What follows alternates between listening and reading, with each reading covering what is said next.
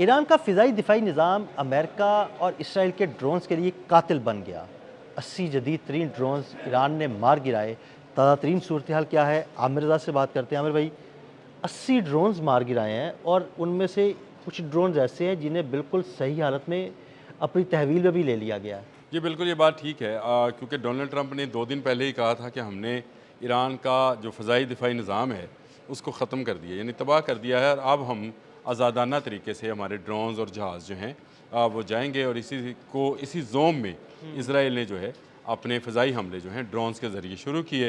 इससे पहले वो बहुत बुलंदियों पर उड़ने वाले जहाज़ों के ज़रिए बमबारी कर रहे थे, लेकिन सर्वेलेंस ड्रोन्स और अटैकिंग ड्रोन्स जो हैं बिल्कुल। इनका एक हमला तैयार किया गया। लेकिन ये हमला पहले ही सूरत में नाकाम हुआ, क्योंकि जत्थे की शक्ल में आने वाले इन ड्रोन्स को जिस तरह से परिंदे शिकार किए जाते हैं, ईरानियों ऐसे ने ही शिकार किया। कर लिया। और ये शिकार कैसे हो गए देखें, इसमें बड़ी बात ये है, अगर आपको जंग मई याद है तो उसमें इज़राइली ड्रोन ही जी हमने बिल्कुल, बंदूकों से शिकार कर बंदूकों से लिए थे। शिकार किया था। और उसकी बुनियादी वजह यह है कि उनका जो इलेक्ट्रॉनिक वॉरफेयर का सिस्टम है, जो उनके वो सेंसर्स जो उनको आने वाले पेशगी हमलों से आगाह करते हैं, या उनको उनकी ट्रैवलिंग के लिए ट्रैकिंग का काम सर अंजाम देते हैं, वो हैक कर लिए गए। और उसके बाद ये आ, एक अनमैन्ड प्लेन की बजाय या जहाज़ की बजाय ये एक खोया हुआ परिंदा जी समझ बिल्कुल, लें कि पागलों की जिनको, तरह फिरते रहे, हमने बिल्कुल और हमने पागलों की तरह बंदूकों से फिरते उनको रहे। हाँ गिरा जी, लिया। बिल्कुल, सेम यही टेक्नोलॉजी जो है ईरान ने भी इस्तेमाल की बिल्कुल। है। और मेरी इतलात के मुताबिक ये जैमिंग टेक्नोलॉजी जो है चीन ने फ्राहम बिल्कुल। की थी। लेकिन इसका एहसास जो है अब जाकर हुआ, बाइडू के ज़रिए जो है इनको जैम किया गया। इनके जितने जीपीएस सिस्टम थे वो जब जैम हुए तो ये भटके हुए मुसाफिर की तरह जो है ईरान की फ़ज़ाओं में आए और उनको जो है शिकार कर लिया गया। इस बात का ऐलान जो है ब्रिगेडियर नाइनी, जिनका पूरा नाम जो है ब्रिगेडियर जनरल अली मोहम्मद नाइनी है, उन्होंने किया है। और उन्होंने इसकी तफसील भी बताई है। उन्होंने कहा कि 80 के करीब जदीद ड्रोन्स को जो है निशाना बनाया गया है। अमेरिका के इंतहाई जदीद ड्रोन MQ-9 से आपको याद होगा, मैंने 2 दिन पहले आपको बताया था कि MQ-9 की बेस उड़ाई है कतर के जी अंदर, बिल्कुल, बिल्कुल, जहाँ से इसको ऐसे ही। कंट्रोल किया जाता हाँ था। जी। और ये MQ-9 की जो बेस है, उसके बाद इस ड्रोन को इसराइल ने भिजवाया है। ये अमेरिकन, लेकिन ये आउट ऑफ कंट्रोल हुआ है, जिसकी वजह से ये शिकार हो गया।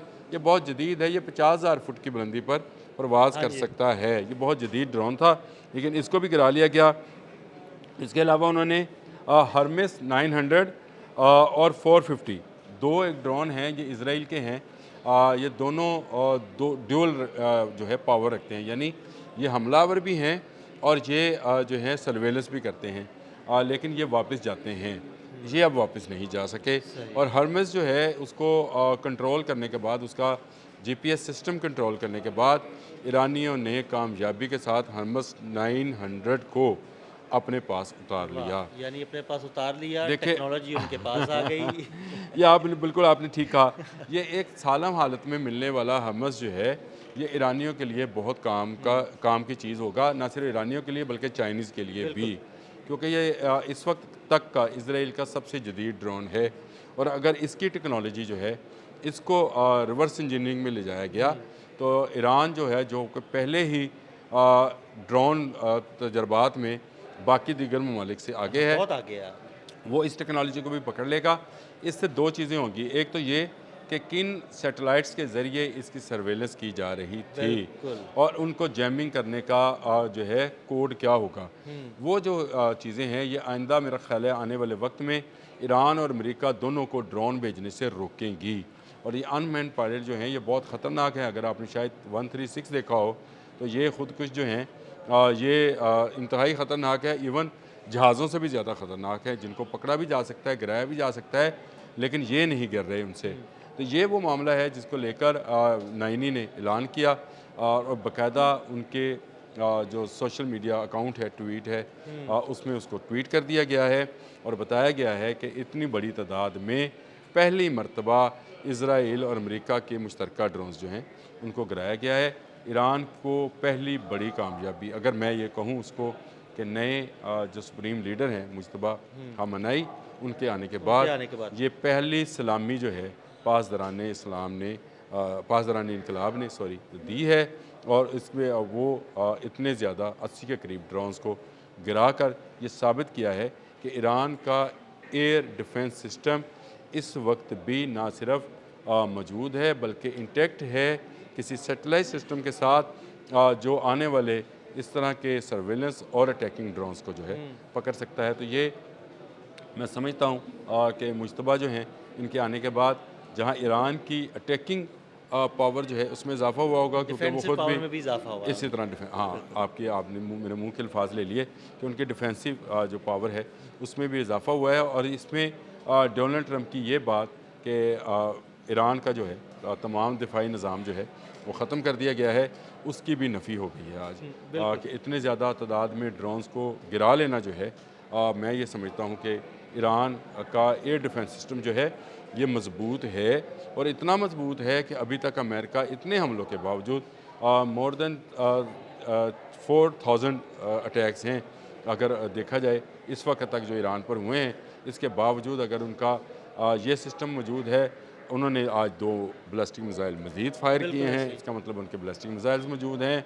उनका शाहिद ड्रोन ने मज़ीद हमले किए हैं, अभी आप मुझे वो ख़बर भी बता रहे थे। तो इसका मतलब ये है कि उनका ना सिर्फ अटैकिंग बल्कि डिफेंस सिस्टम जो है वो पूरी तरह से पासदारान इनकलाब के पास मौजूद है और उसके ज़रिए वो एक लंबी जंग जो है जीतेंगे। प्रोफेसर जंग तो पहले ही कह चुके हैं कि जंग ईरान जीतेगा, बिल्कुल ऐसे ही है। ये अमेरिका जीत नहीं सकता है। अमेरिका अपने मुल्क से 12,000 किलोमीटर दूर लड़ने के लिए आया है, जबकि ईरान पिछले 25 साल से इस जंग की तैयारी कर रहे थे। उन्हें पता था कि एक वक्त आएगा जब इसराइल और अमेरिका मिलकर हमलावर होंगे और उनके कुछ साथी जो हैं वो उनको खलीज में मदद देंगे। इसलिए उसने टारगेटेड ऑपरेशन रखे हुए हैं, जहाँ जहाँ से अमेरिका को कोई एयर स्पेस या अमेरिका को कोई चीज़ मिलती है या सहूलत मिलती है वहाँ पर हमला करता है। कल रात ही उसने कुवैत की एक बड़ी बिल्डिंग जो है जिसके अंदर अमेरिकन ऑफिसेज भी थे उसको तबाह कर दिया है और उसी ड्रोन के ज़रिए शायद 136 के ज़रिए उसने उसको तबाह किया है। तो इसका मतलब ये है कि इस वक्त खलीजी ममालिक के फ़ज़ाओं पे जो है वो ईरान का राज है। ठीक है कि उसके हवाई जहाज़ हमें उस तरह से फ़ाइटर प्लेन्स नज़र नहीं आते, लेकिन उसको इसकी ज़रूरत भी नहीं है। वो जहाँ चाहता है वहाँ पर अपने ड्रोन भेजते हैं और तबाही फैला वो तबाही फैला देता है। क्लस्टर बम तो वो इस्तेमाल कर चुका। इसका मतलब ये है कि उसकी तमाम मिसाइल बैटरीज जो हैं इस वक्त तक ना सिर्फ एक्टिव हैं बल्कि पासदारान इनकलाब उनको सही तरीके से इस्तेमाल भी कर रहे हैं। और अमेरिकन और इसराइली इंटरसेप्टर्स जो हैं, जो बैटरीज़ हैं, वो आहिस्ता आहिस्ता ख़त्म होती चली जा रही हैं। और इसकी मैं आपको एक और बात बताऊँ अदील भाई कि कोरिया से इन्होंने उधार बैटरीज मजीद मांगी, बिल्कुल मिसाइल्स मांगे हैं। इसका मतलब ये है कि ईरान की जो लॉन्ग टर्म पॉलिसी है इस जंग को मजीद लंबा करने की, वो कामयाब भी है और अमेरिका के लिए ख़तरनाक। बिल्कुल, बहुत शुक्रिया आमिर भाई। आमिर भाई ने तातरीन सूरत हाल से आपको आगाह किया। अदील अहमद और आमिर रज़ा को इजाज़त दीजिएगा। अल्लाह हाफ़िज़।